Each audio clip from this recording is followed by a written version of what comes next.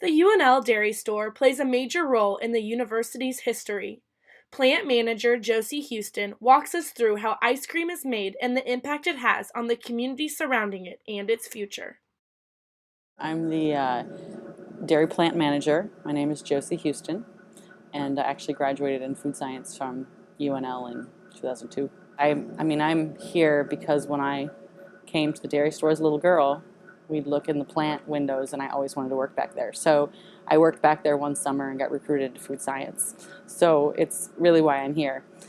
So this time of year, we're getting geared up for summer. So we're packing the freezers full of ice cream, getting ready for graduation time and in the beginning of summer. Developing a recipe is kind of the first place you start, and you have to balance the amount of solids in the ice cream and the milk fat and everything like that to get the right mouthfeel and the right texture and the right freezing that you want. So that's where we start. And so our mix has milk and cream, corn syrup solid, sugar, non-fat dry milk, and stabilizer to allow the ice cream to hold air. When we whip it, it gives it that really nice scoopable texture. So once they're all mixed together, then we'll pasteurize the mix as one.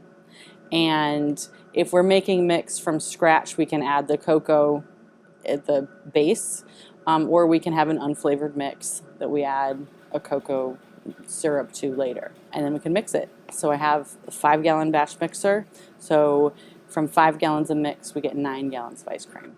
So as the freezer, there's a barrel inside of the freezer that coolant runs on the outside of, and it freezes that barrel. And then on the inside, there's scrapers that scrape along the side and basically scrape the frozen ice cream off the surface of that barrel. And then there's a dasher inside of that, and it just spins and mixes everything together and incorporates air. So the ice cream, so the machines are freezing the ice cream and whipping air into it at the same time. So then that ice cream is pulled out of the freezer and right into the container. It needs to freeze for at least 24 hours in the blast freezer to really get a hard freeze. So when we bring it out of the machine, only about 35% to 40% of the water is frozen. So there's still a lot of water to freeze, and so that's why we use the blast freezer, because with ice cream it's really critical to get a really fast freeze or the ice crystals get bigger and you get a poor texture. We try to do things seasonally. We always have a special flavor for Valentine's Day. This year it was the I Heart You Cherry Much, and it was cherries and dark chocolate in ice cream. We do in the summertime, it's fruit flavors. When Scott Frost came, one of my students asked me if we were going to make a flavor for him, so she suggested the name Butterscotch Frost. So we made that. That was a student suggestion. So all of my labor is all student help, but the students are involved in every aspect of it. So right now they're in there doing all the sanitation, setting up, filling out the paperwork, and they'll start making that ice cream all on their own and do it all the way through. So we have a training program, so we have a training checklist of what they've been trained on. I don't think of it on my own. I say, okay, here's the problem. How do you think, we should solve it? What's the easiest way for us to solve this? And make sure that we're getting all of everything covered. So they're really part of the problem solving as well. And then I also, going to a new innovation campus, would like to get some innovation. We just have the cheese and the ice cream now.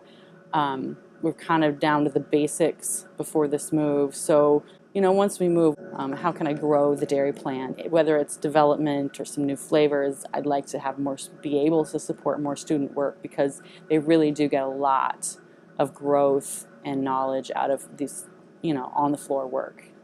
And now the plant moving, the downside is that we'll have to ship back. There's a lot of tours that come through, so now that kind of separates the store. So it's important for me to keep them tied together in some, really intimate way, even though we're on different campuses. I think that what I really love is how much loyalty people have to UNL, to the dairy plant. It's a place that everybody goes, and the ice cream is that kind of thing that ties everybody together. So I'm just really proud to be part of that legacy of the university and of the dairy plant. It's been over here over 100 years. It's been here, so it really is.